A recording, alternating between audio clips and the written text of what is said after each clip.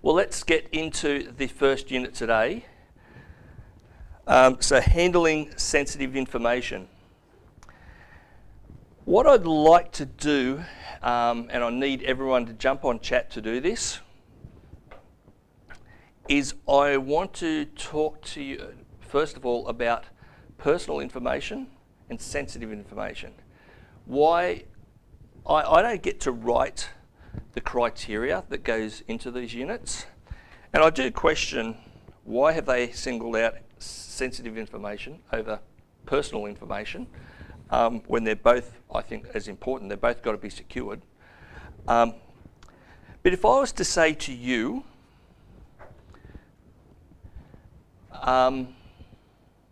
my residential address, would that be personal information or sensitive information? I'll let you answer on chat. I'll let you guys answer quietly so these guys can't hear it. Yep. Greg, what are people saying? Bit of both. Okay, it's good. And look, I'm not expecting you to know the answers on this. It's just a bit of a quiz to get you to understand that we don't know actually everything about this.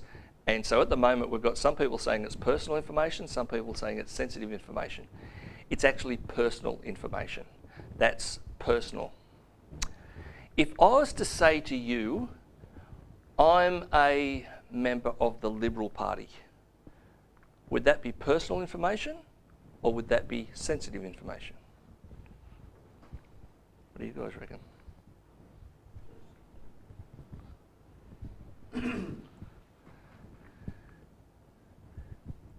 What have we got people saying?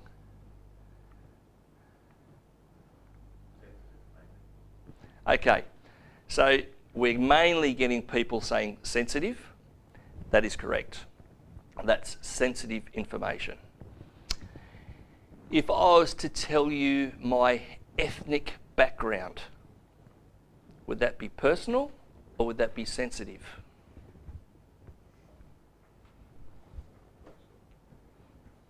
Nope.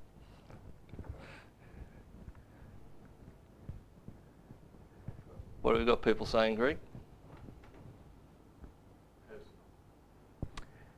Okay, people are saying mainly personal. That is incorrect. That's actually sensitive information. So I want you to sort of, we're just sort of sussing this out here of, I'm not having a go at anyone being right or wrong. I just want people to realise that we don't know it all. So let me give you another one. If I was to tell you my sexual preferences, was that personal or is that sensitive? I think it would be sensitive. Yep.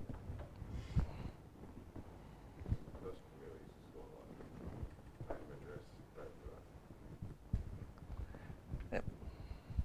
Greg, what have we got coming in? Yeah, most people are saying sensitive for that. There is one personal. So most people saying sensitive, that would be correct. That is a sensitive thing. If I was to tell you my date of birth, would that be personal or sensitive?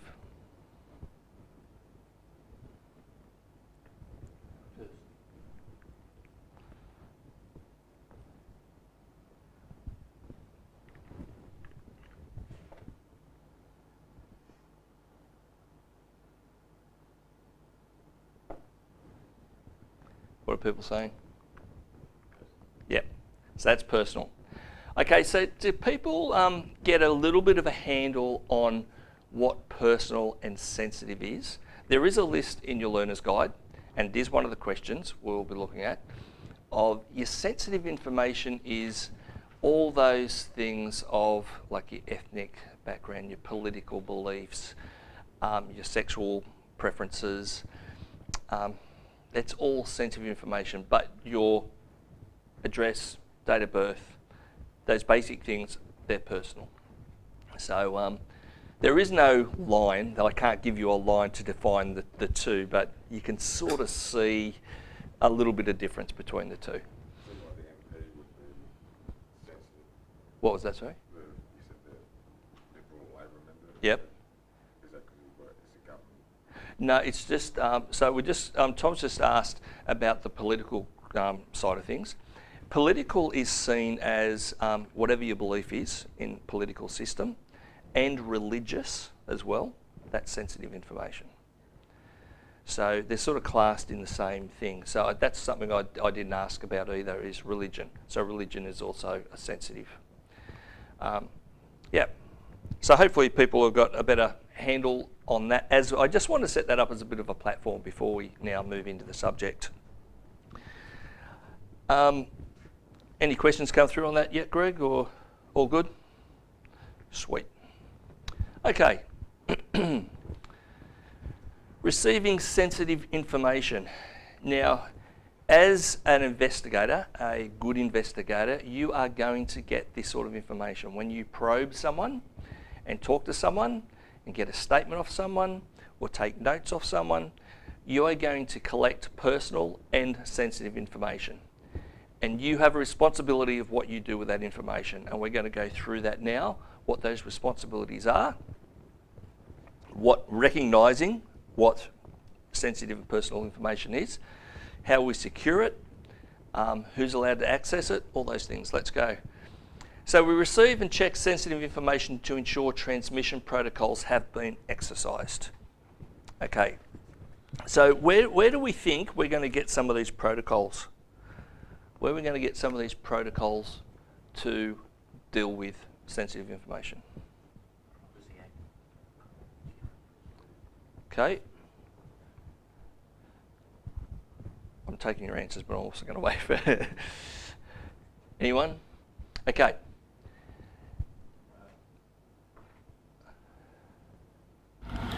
We've got legislation or the Privacy Act as an answer.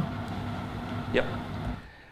So once again, like we looked at yesterday, most things in a company or an organisation we work for are going to be governed by mainly two things: your legislation and your policy and procedure. So you've got your legislation, which is like the umbrella over everything, and then your policy and procedure, which is for a separate company, your own company, which should align with legislation.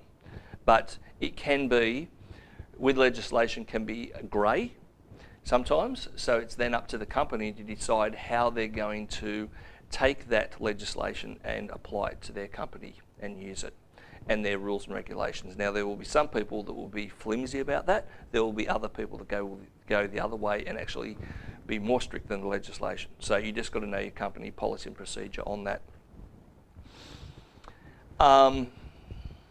So it's imperative that you abide by your company's standards in obtaining, securing, and transmitting sensitive information. So we're talking about three things there. We're talking about obtaining it, and then we're talking about you need to secure it. Once you've got it, you need to secure it, whatever the company's policy is on securing it, and then also the company's policy on transmitting it, how you get that information out to normally your client.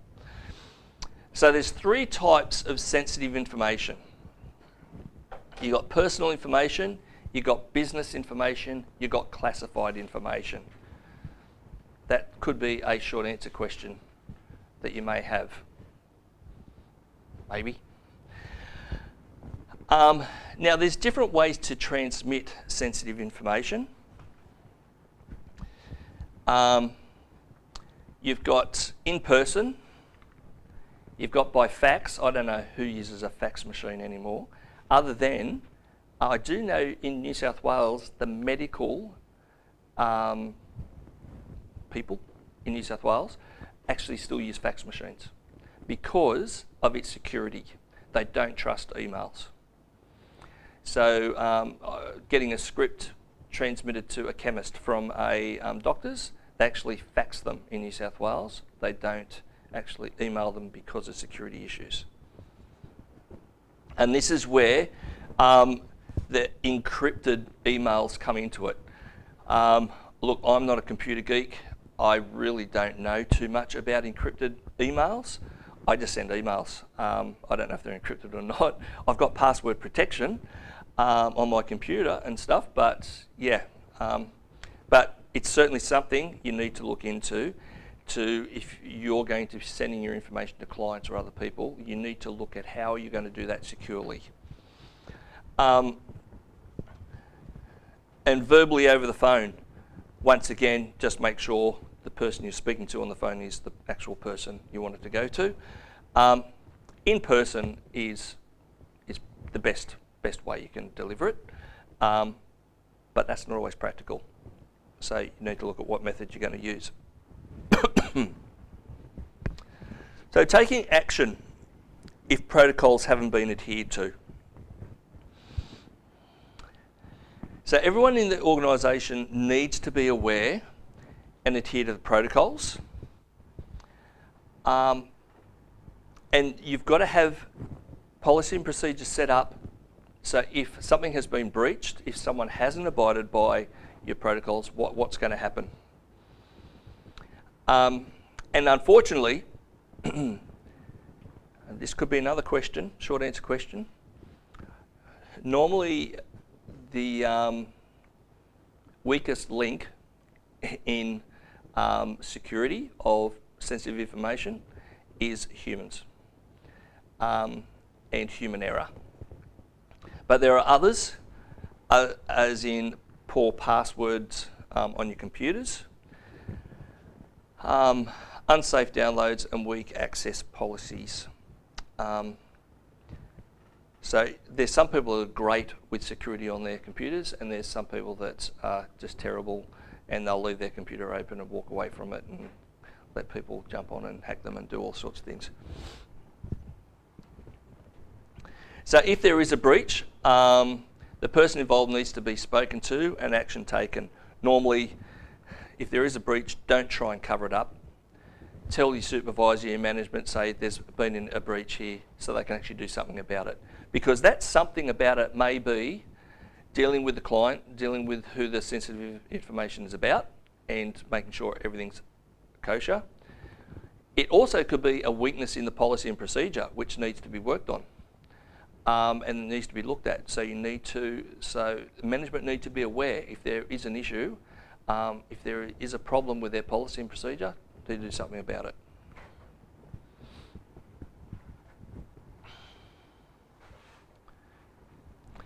Okay, recording sensitive information.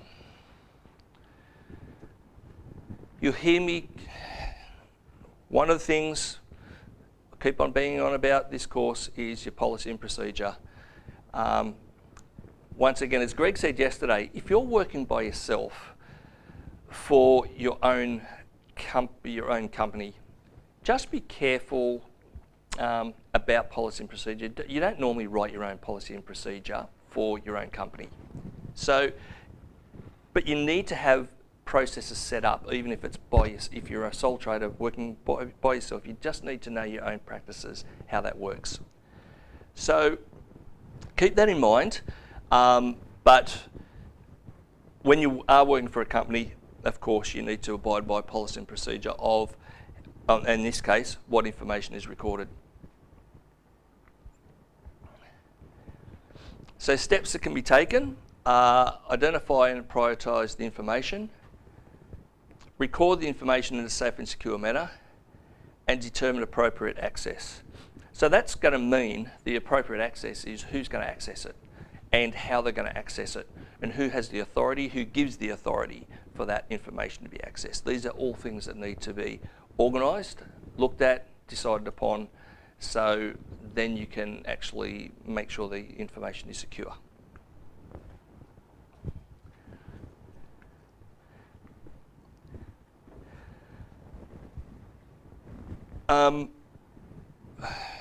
Excuse me.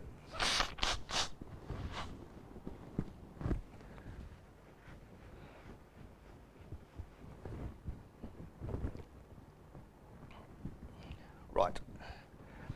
So we need to review sensitive information to ensure classification meets the security policy and protection of information. Now, I'm sorry if this sounds a bit repetitive, because some of these criteria that are in this unit do overlap. And I'm sorry about that. I don't write it. I've just got to cover it. So stick with me on this. So you need to look at what is the classification you are dealing with when you're taking information, and what are the procedures you need to, because of that information, looking at it, what are the procedures you need to do. That's, once again, knowing your policy and procedure in the back of your head so you know how to deal with this information. Different levels of sensitive information. So you got, and you can see they sort of move down here. Confidentiality, top confidential, restricted, internal use, and then public. Okay, so it sort of goes down. And you need to go back to your policy and procedure to know which is which and what your company has classed those as. So you've got to identify the nature of the data, verify the sensitivity of it. Are there legal requirements? And of course there will be because of the Privacy Act. What is the level of harm if breached? Now that's like a security, a risk management. So when you're looking at, okay, we have this sensitive information. If it got out, what's the risk? So the harm, the risk. So you've got to look at what is the chances of the information getting out, and then if it got out, what are the consequences? And you can, once again, look at or do a risk assessment on that.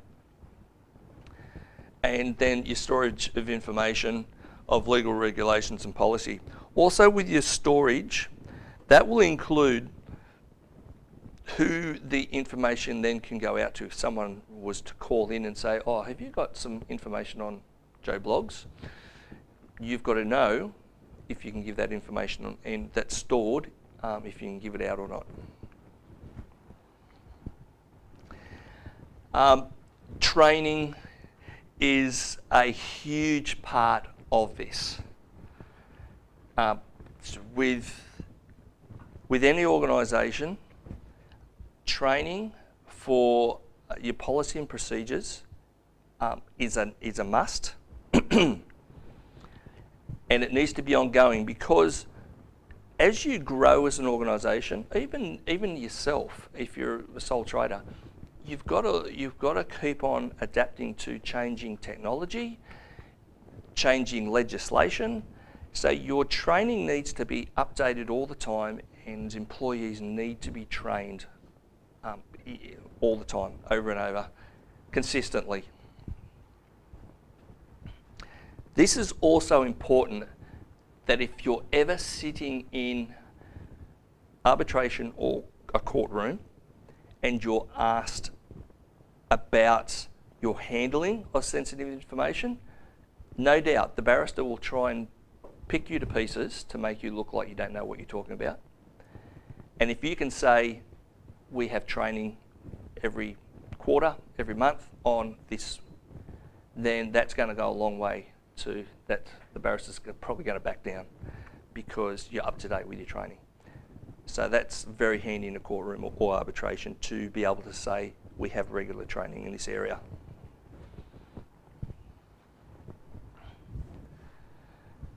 Okay. This is an interesting one, aggregated sensitive information. So an example would be, aggregated sensitive information would be in a hospital, say, and you've got a group of patients. You're not so much getting their personal information, like you're not collecting all their addresses and that sort of thing. You're collecting their information of in hospital, and it can be used as, let's look at COVID. That COVID really don't want to know so much about personal information. They want to know about the actual COVID itself and what it's doing to people, how many deaths there are, how many people it's affecting their breathing, all those sorts of hospital stuff. That's what collecting information on patients is about. Not so much, I guess they would want to know initially, they wouldn't want to know addresses and that, so they know where they live and where they've been and touched and all that sort of stuff. But as far as the hospital's concerned about the health and the nature of the infection, they're more interested in the sensitive information of how it's affected that person, not so much their personal details. So does that make sense? Hopefully that makes sense to everyone online. That's what aggregated sensitive information is sort of about. It's more about the data collection of a whole group of people. Targeting one individual. No, it's not targeting an individual. It's targeting information about a group of people that then they can use as that data to be hopefully help others in some way.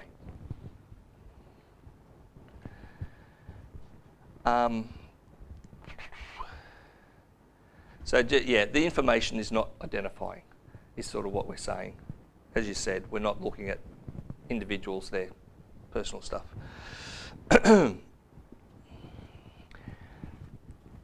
Just check the classification requirements to ensure it's warranted and the level of protection is assigned.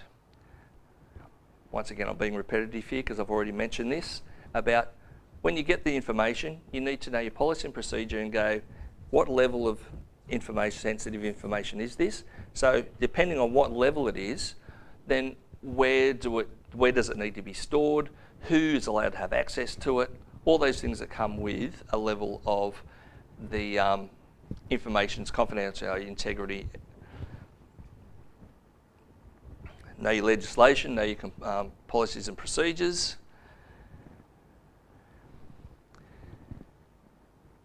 The Federal Privacy Act exists to protect sensitive information and sets guidelines. We've already looked at what are some examples. Just wondering, Greg, if anyone online wants to throw me any other examples that they can think of now that we've sort of talked about it a bit more. Has anyone got any other examples you can think of for sensitive or personal information? And you will find in the Privacy Act there is a whole list. There's actually a list of what is sensitive information.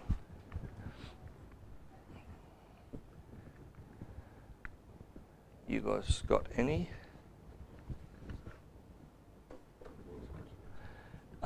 Any other personal sensitive information that you can think of? Criminal history. Yep. That's a good one. Anything coming through? We've got things like personal address, date of birth, Medicare, passport, phone numbers, that sort of thing. Yep, so personal information. We did have a good one here of sensitive information, criminal history. And that's as an investigator, that's a good one to know, but know that it's actual sensitive information.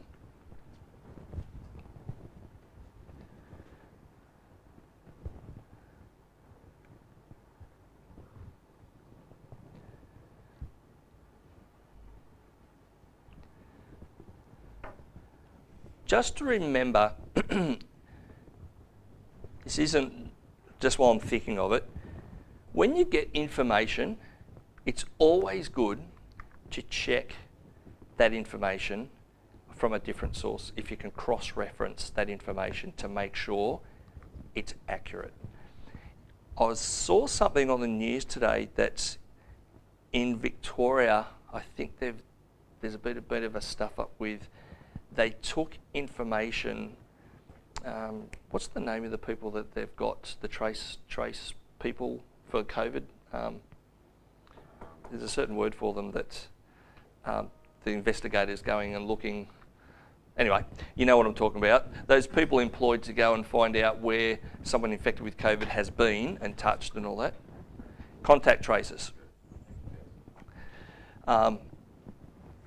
So those something's happened where they've relied on one bit of information and they've acted on it, and they've actually found out when later they've cross-referenced that information was totally incorrect. And I think the problem with doing that is if you've got a company, a small operator trying to run their business, and they've had someone walk in with COVID, and all of a sudden they've got to shut their doors for a certain amount of time, and that's going to cost that person, and it could actually be enough, if they've got a cash flow problem, that could be enough to close them down. So it's a huge responsibility, and that I think I've heard something like that has happened this morning. That unfortunately, something's happened to a small business where the wrong information was given, and so someone's getting a rap over the knuckles. But so just keep that in mind. It's always good as a professional investigator. You get some information, go, that's interesting. Now, how do I check that? How do I cross-reference that information is correct?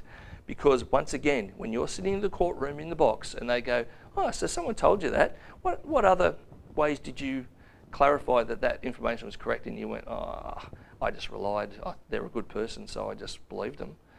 It's not good. You need to cross-reference your information and firm it up.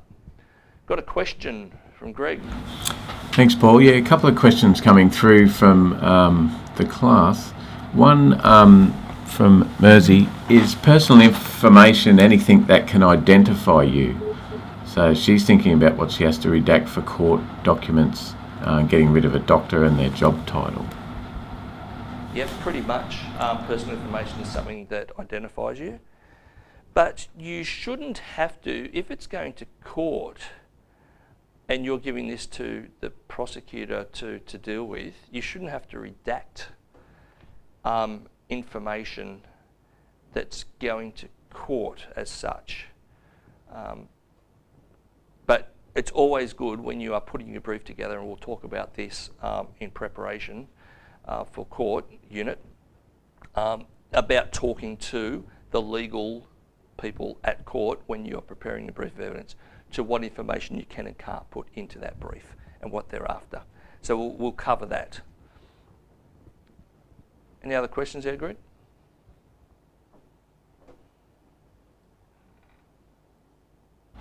Look, one of the interesting things that came through in relation to, we haven't discussed this and we're not going to, but it's quite a legitimate inquiry, is about cookies on the internet.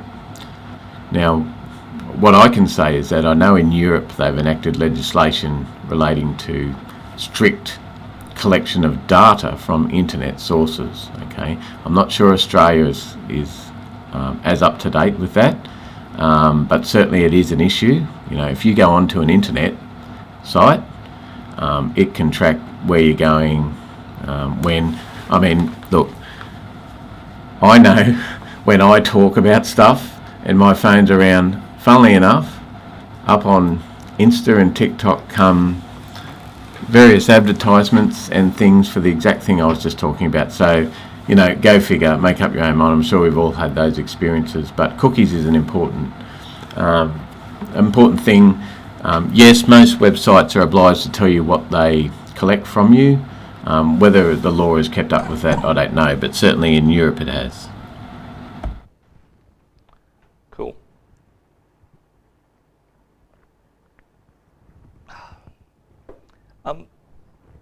Who is paranoid about their Google Home little device they have sitting there, and they ask Google to play music or tell them the weather? Or anyone online have a Google, or what's the other one? There's Google and there's there's another one. Anyway, because I've had people over, and I'll say, hey Google, play whatever music, and they'll go, so Google's listening to our conversation. And I go, I don't think so, but other people reckon they are. And it's an interesting one, because if they are, where does that leave the Privacy Act? And have I signed something that I don't know about, that I'm handing over my personal information? It's one of those interesting areas.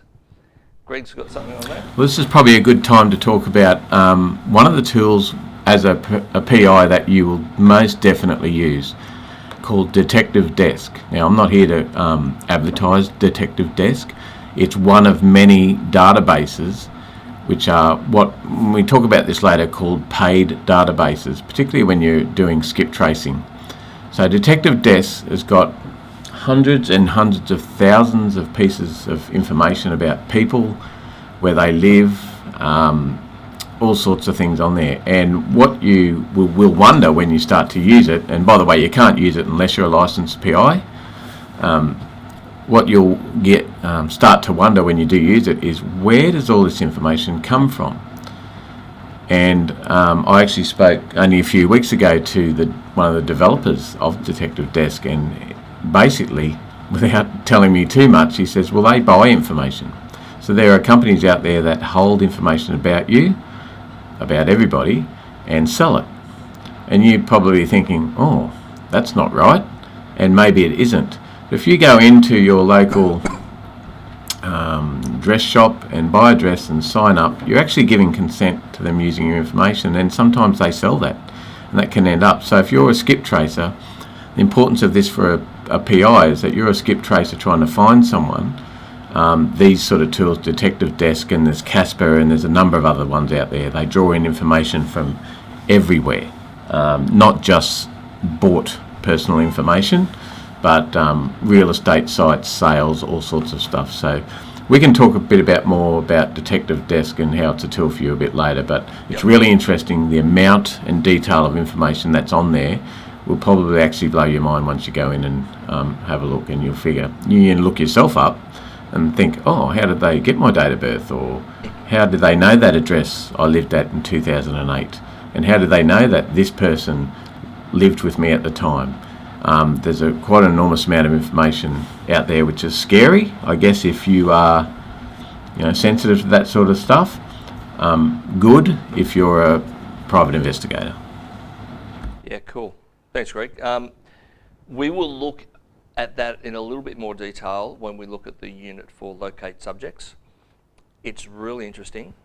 Probably, I think we found the Detective's Desk is one of the best sites, but it's a paid. So you actually go in and you pay a certain amount of money, and you get access over chunks of you can buy like 10 sessions or something, and you can go in and look for information. So yeah, and as Greg said, we'll look at that a bit later in locate subjects, but it is very interesting, scary, but great for private investigators. Here we go. Contract originates from information responsible for classifying the documents to discuss reclassifications or declassifications where necessary. So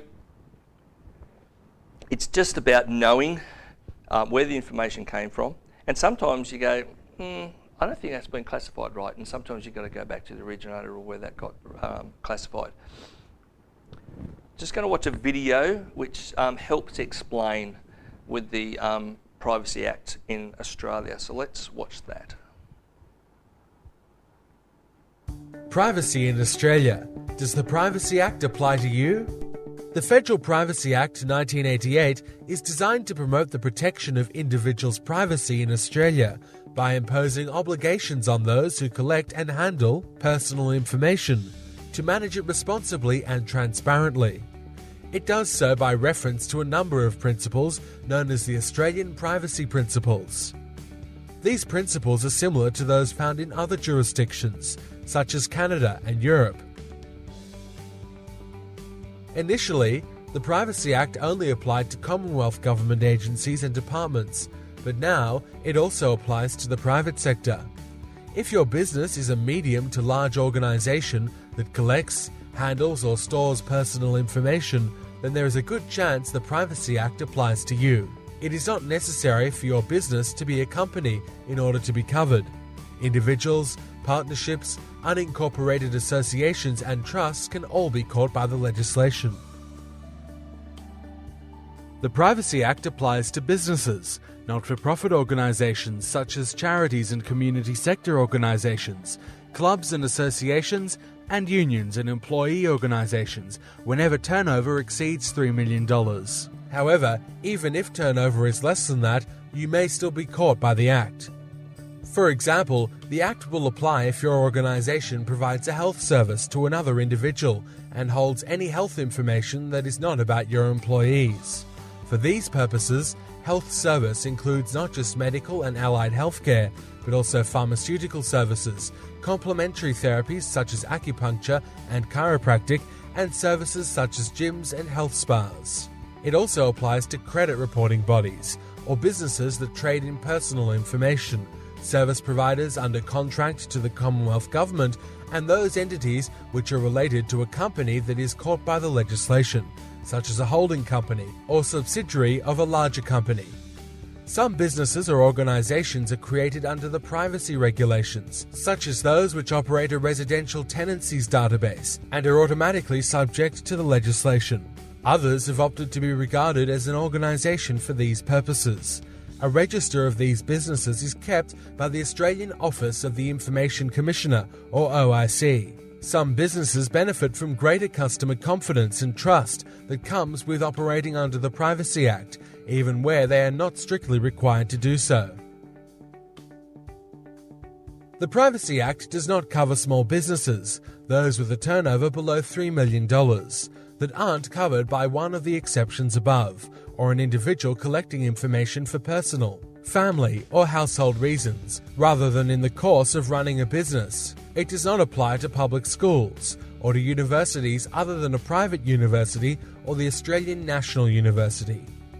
Registered political parties are exempt from the legislation, as are members of Parliament and local government councillors, contractors and volunteers who are performing actions in relation to or facilitating elections, referendums or other aspects of the political process.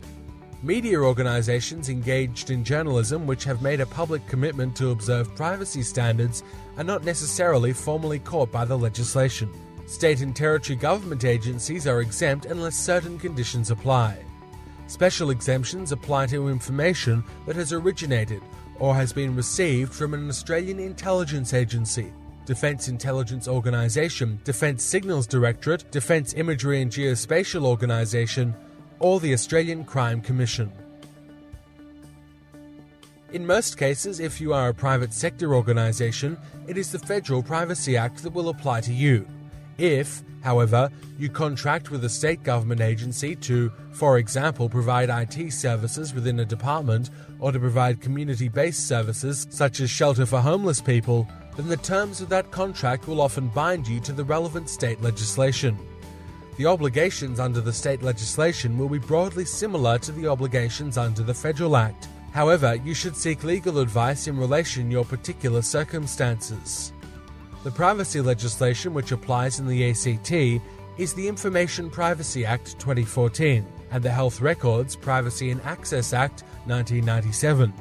In New South Wales, privacy is governed by the Health Records and Information Privacy Act 2002 and the Privacy and Personal Information Protection Act 1998.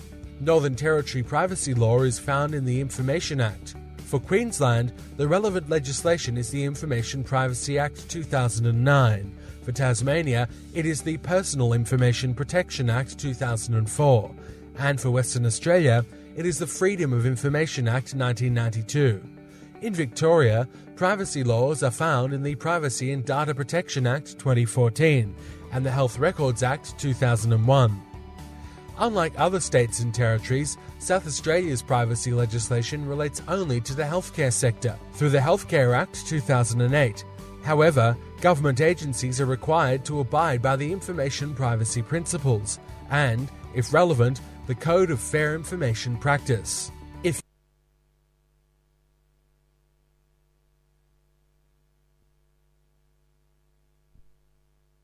So you can see there that it's quite complex. But the good thing is, as private investigators, and what we looked at yesterday, knowing that the $3 million doesn't really apply because what overrules that is we are dealing with personal information for capital gain. So that's where, because of that, it's just the Privacy Act applies to private investigators. So the only thing really that's going to change that, as we just saw, is if you are doing investigation for a government agency, then what could apply is the state, for the government agency you're working for, the state's privacy laws may start to impact. As it said, seek legal advice. They don't expect a private investigator to be all over every state, all the legislation, that sort of stuff. But you just need to, if you are acting for someone in a certain state, just go and chat to a legal person in that state, or even the agency that you're working for, the government agency, should have a legal section that you could go and find out that information from. So just, you'll probably find, short answer question, that as we spoke about, that the Privacy Act does apply to private investigators, and it's because of, what did we say yesterday? Section 6, 4D? Yep, is around there in the Privacy Act. Have a look. That covers why Privacy Act applies to private investigators. Okay, we're going to look at transmitting sensitive information. So we've already touched on that about all your different ways. How would you, as a private investigator, how would you transmit your, let's say you've knocked up your final report. It's got a lot of information in it, some personal information, some sensitive information. You've knocked it up. You need to send it off to your client. Actually, let's start with management. You've got to send it, first of all, to your manager to get okayed. How are you going to send it to your manager? If you just want to hop on the chat and answer that. What do you guys reckon? Physically take it. Yep. Or you could go through where the document had to be picked up. So it can only go to that particular person that you're actually sending it to. Yep.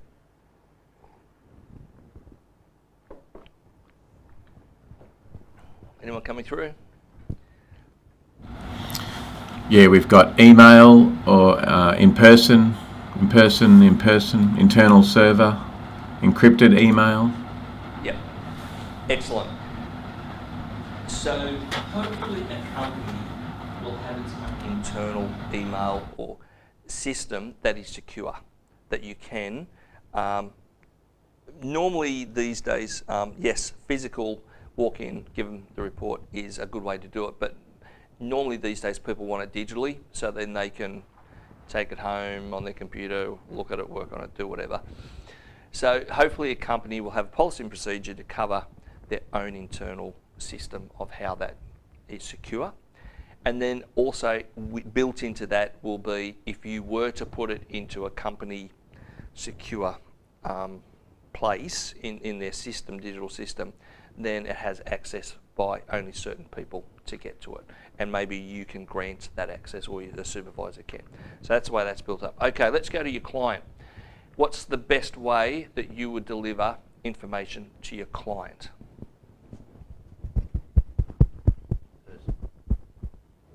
Yep. If they're in a different state.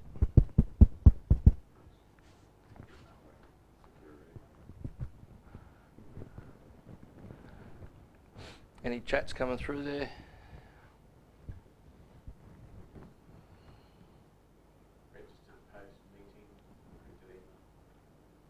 Okay.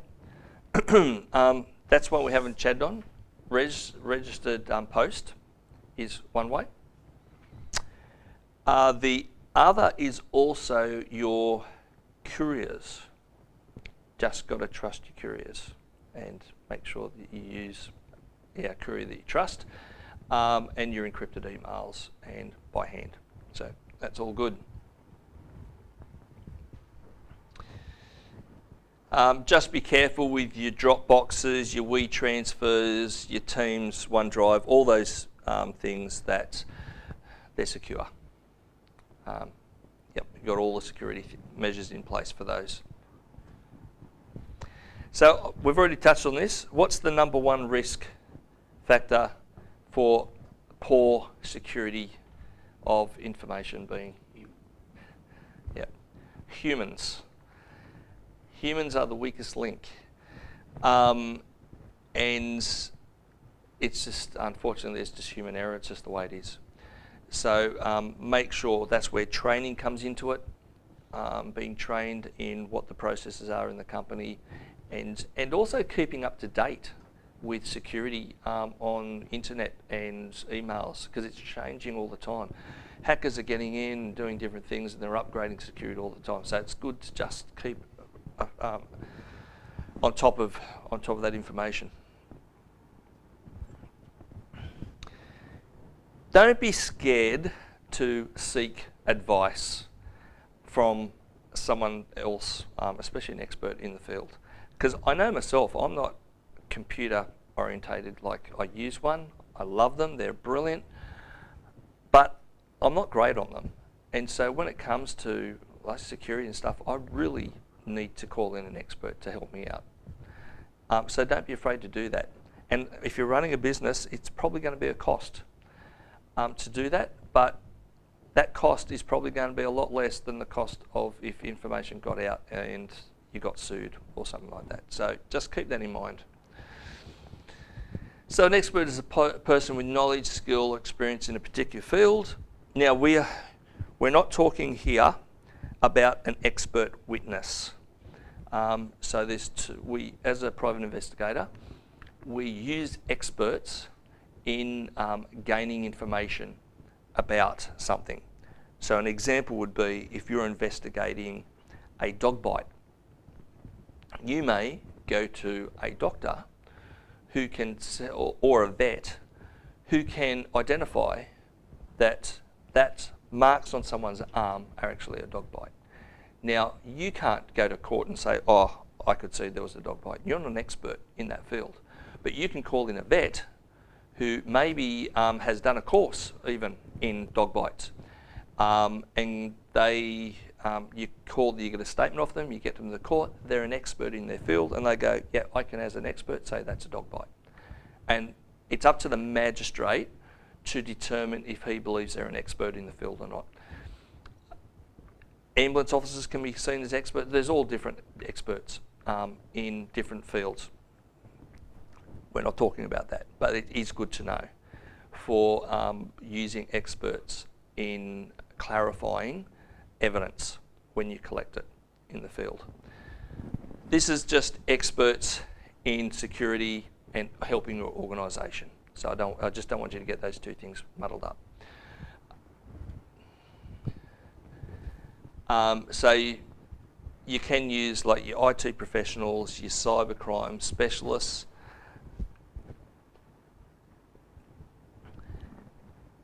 It really is simple. If you don't know, just get an expert in to help you out. And there's differences between your IT professionals and your security IT professionals. There's a whole nother diploma and other accreditations for the actual security within IT, let alone IT itself. So be aware of that, and if you need the help, just get it and pay for it. Okay, we're looking at now maintaining sensitive information. We touched on this again yesterday. We're going to just go through it now. Secure an account for sensitive information. There is accountability. You are accountable. When you collect information, you become accountable.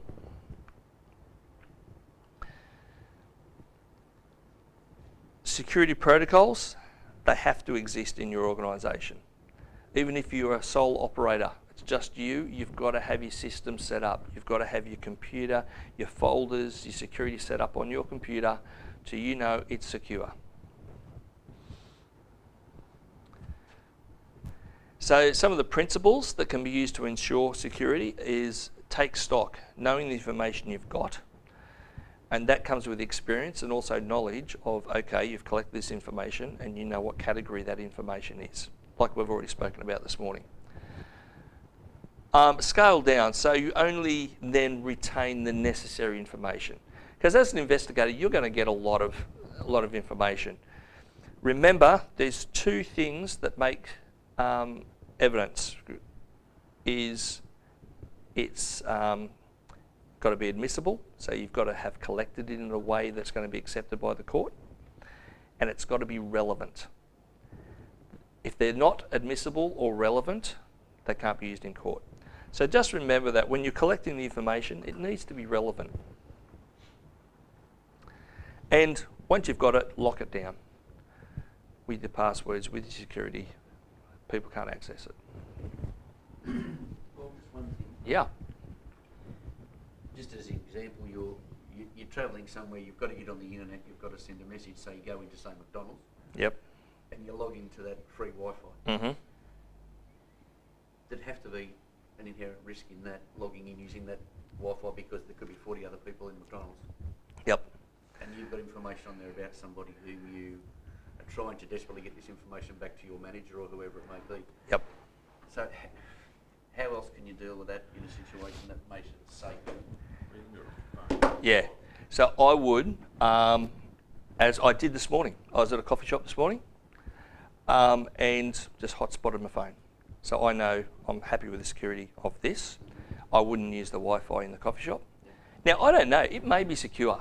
As I said, I'm not an IT geek. I'm not putting anyone down that is, because good on you. But I really don't know. But I'll just go, you know what? I know this is secure, so that's what I'm going to use. But maybe you can go to McDonald's and use their Wi-Fi and it is secure. Maybe there's things you can actually put on your computer to make sure it's secure. That's where you need to get an expert to let you know. Sorry, I'm not that expert. But those are good things to keep in mind. That, is this a secure website? Can I use it? Yeah. Because I never do. I just will not. Because you just always worry someone get access But I've got to on your here, Yep. I've got on here where it's security stuff, the virus stuff. But it's also got it's got like Wi-Fi protection on it as well. Yeah, so Tom's just saying he's got on his computer some Wi-Fi protection. So just check that out, get some advice on it, and it's some software you've got to install on your computer to cover you so you know wherever you go you're going to be safe. That's what you've got to do. Yep. Anyone making a comment on that? No? Cool. Yeah, I was just So, you've collected information, you've stored it, you've used it. Now, how do you get rid of it? You don't need it anymore. It's been to court, and remember that. Don't get rid of it just because you're finished with it and it's gone off. You've done a brief and it's gone off to court. Don't think you're finished with it, because court needs it and it's got to be securely stored for court. Only when the court dealing has finished and all appeal processes have been finished, that's when you can. Now, there are some laws also about information and the broad one is in Australia, it's about 7 years you've got to keep information for. So keep that in mind. Okay, let's say 7 years down the track, you've got all this information on your computer that you go, it's clogging up my computer, I don't want it anymore. It's 7 years down the track. How do you get rid of it?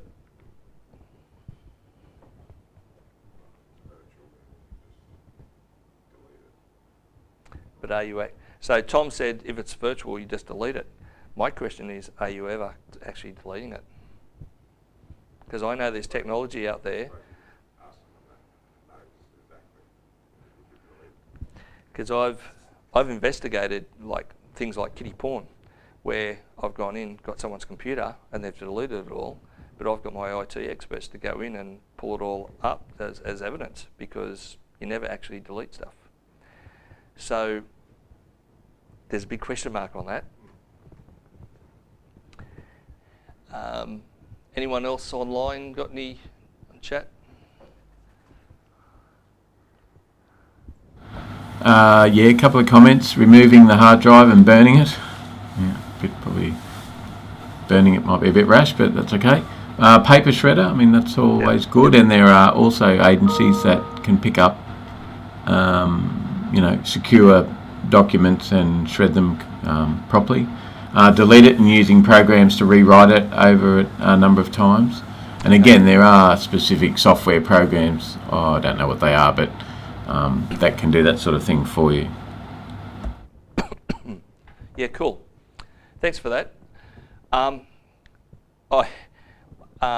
When people used to use disks, the common way to get rid of that information was destroy it. Get a hammer and start smashing the disk. Same with on a flash drive, USB drive. Best way to destroy it is just smash it. as Greg said, there are some programs and stuff, but I'm not an IT person. I don't know what they are. And I really don't even know if they're ever got rid of. So just keep that in mind. Well, one of the things, Paul, you know, in relation to security of electronic data, especially on hard disks and that, you may smash it and throw it in the bin, but that doesn't mean that that's deleted any data. And in fact, there are experts out there, we have some of them that do work for us, that can recover things off smashed and destroyed hard drives and disks and stuff like that. So you just need to be aware and be very careful about, you know, actually getting rid of the data. It's almost like, you know, when you delete something from your phone, do you think that's actually gone forever? Because guess what, it's not. But there are certain things you can do to probably make sure that it is. But as I said, we engage experts that can actually recover deleted text messages, deleted you know, photos and other information off phones as well. So again, look, I think for me, you know, you don't need to get caught up or worried terribly about all this stuff, but just be aware, and a lot of it's common sense, I think. Is just be aware of, okay, if I've got this hard drive or I've got this phone or whatever, I need to get rid of it. Is smashing it and throwing it in the bin gonna suffice? It may well, okay. It really is a judgment call in my view. Yeah, and that's why one of the students probably said burn it, because. But then again, who knows if burning gets rid of it? It's quite interesting. That's in that company that Greg and I use for getting data off mobile phones and computers. The technology that they use and have been trained in actually comes from Israel. Israel is the leading country for that sort of, which surprised me, but yeah, for getting data and technology and that sort of stuff. So, a bit of trivia there. So, who should you seek permission from to destroy any data that you got? Okay, your 7 years is up, you want to get rid of this stuff. Do you have to seek permission from someone? So who would that be? If you want to just hop on chat and let us know, what do you guys think? Police. Yep. Yep. Yep. Yep. But one thing I did think of is if you were working on something where information came to the fore, the person's jailed, it's 7 years, it's expired. How would that go now with the amount of people that have things overturned on the DNA? Yep. It's an interesting one. And that's where we need to chat to the police and stuff on that, and I've seen legals. it where they've been in jail Oh, yeah. 30 years, Yep. and someone's come forward with information, and all of a sudden they put their hand up and said, well, get a new appeal. Yep. So they've got some big barrister working on their case, and all of a sudden stuff that was from 1974, they were then trying to get it in 2017. Yep, that's right. Yep. Yes, so Luke was just saying about what happens, like when someone's in jail and 15 years later they've been sitting in jail and all of a sudden new evidence comes to the floor that actually they could be innocent and they appeal it.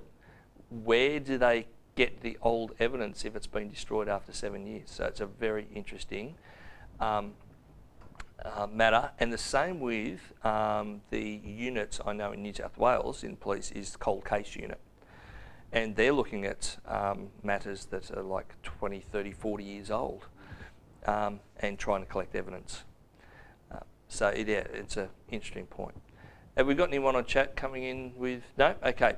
So we need to get permission off. One person would be the client.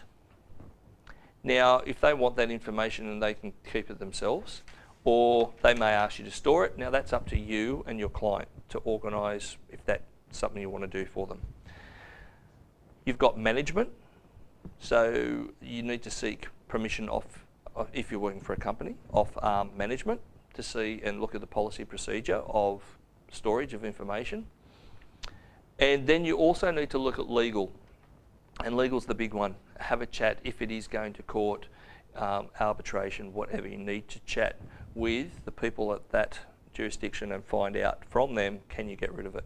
Maybe they've already kept it themselves. They've got it on file and they'll keep it themselves for all those appeals and all that stuff that may happen.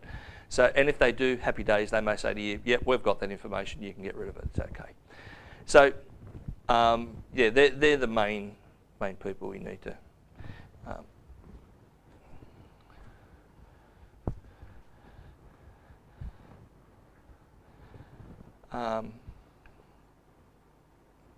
So just keep in mind, I know I'm harping on about policy and procedure, but it really is important that you need not only for policy and procedure of how you collect it, how you store it, but how you also get rid of it is very important. Now, also ensure a record of disposal. Even working by yourself, make sure you've got some sort of system set up of a record that if you do dispose of information, you get rid of it, that you keep a record of that. That will cover yourself for later on, if someone asks where's that information, you can say, well, on this date at this time I spoke to this person, I got permission off them to dispose of this information on this date, this is the date I disposed of the information. So keep that record. The other reason for keeping a record is someone asks you to dig up the information, and before you start trying to find that information, go to your disposal record and go, have I actually destroyed that? It could save you a lot of time. If you're looking for something you destroyed and you can't remember destroying it and you spend days trying to find it, well, that's just a waste of time. So that's another good reason to keep a record of disposal. I just had it wrong. Just going to watch this video. This is a company. So the practical assessment for this one is you have been tasked as an investigator to look at a sister company and their security measures for information. And in the templates, you need to do an investigation and do a report recommending implementing your sister company's information and their security measures. Now this video is, I'm just showing you it's a company. Just to give you an idea of a company, that this is the company that you're investigating. It doesn't go into their security measures. You've just got to come up with what you believe the security measures should be, and then you've got to write a report to implement them into your own company. So we're just going to watch this video of getting an idea of an organisation. So we're all on the same page, an organisation. This is the sister company. Moelis Australia is a financial services firm listed on the Australian Stock Exchange, operating in asset management, corporate advisory and equities, with offices in Sydney, Melbourne and Shanghai. We are a partner of New York Stock Exchange listed Moelis & Company, delivering corporate advisory services for clients across the world. Over the last decade, we have advised on more than $110 billion in transactions, including some of the highest profile transactions in Australia. We have an established sales and research equities team with the largest coverage of mid-cap real estate companies in Australia. Our asset management division manage investments for private and institutional investors from Australia and internationally, with our highly experienced investment team with decades of experience. We offer a range of investment options in commercial property, private equity, listed equity, bonds, debt, and corporate credit. Our expertise in commercial property and real estate includes industrial, office, retail,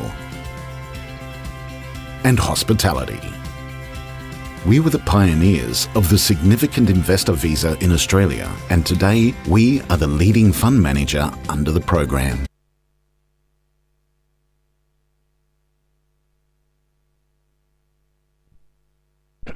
Okay, so interesting company. Do you think they would be retaining a lot of sensitive information? Absolutely. So, what we need to do is we're going to look at the template, and you work for that company, I forget the name of it. Moelis. Company needs to develop more security ways of ensuring sensitive information is well stored. They have suggested a system that requires selected staff to conduct a study on a well-established sister company, that's the sister company we just looked at. You're expected to lead your team to help your company achieve its goal. The sister company boasts a sophisticated security system that has been seen as a benchmark organisation in terms of information security. You are the lead investigator for your team. The study through investigation requires you to know the methods the company uses to secure its information, note some of the policies used in the organisation, the structure of the management, the information flow in the system, document graphical representation of the level of trust of the company staff, state the possible recommendations, suggest the areas of change. So with this template, I want you to work through all these things. I've given you this template as a suggestion of what someone else has put to give you an idea of what you need to be putting in there and whatever other information you want to put in. You just need to work through all the different areas of taking statements, interviewing. This has got no, but you feel that maybe I should take a statement or at least interview the manager of the sister company to see how it's working. That would probably be a good thing to do. Comparison of available data, audio equipment. Now this person said seek advice from a legal officer. No. Now this person doing this may have been an IT expert. If you're not, I would certainly be saying I'm no IT expert and I sought a legal advice off our legal team in the company and maybe our IT team. But that's up to you guys. And then I want you, once again, the planning the image, I want the picture of how you went about, and I would hope that it may be a bit longer than this one, of how you went about doing this investigation, who you spoke to, why you spoke to them, what information you gained, and then how you implemented that information and made your recommendations to the company. What were the outcomes? And then what are the possible changes faced by both companies? So you may actually going through this go, you know, I think this sister company also needs to pick up their act. I found some poor things here where they've got some issues. So you might want to suggest some stuff for the sister company as well. And that's about it. So work through that template, and that is the actual only template for this unit. So this is a pretty good unit. So once you've done that template, that's it. Once again, please don't copy it. Use it as an example to flesh out what you're going to do.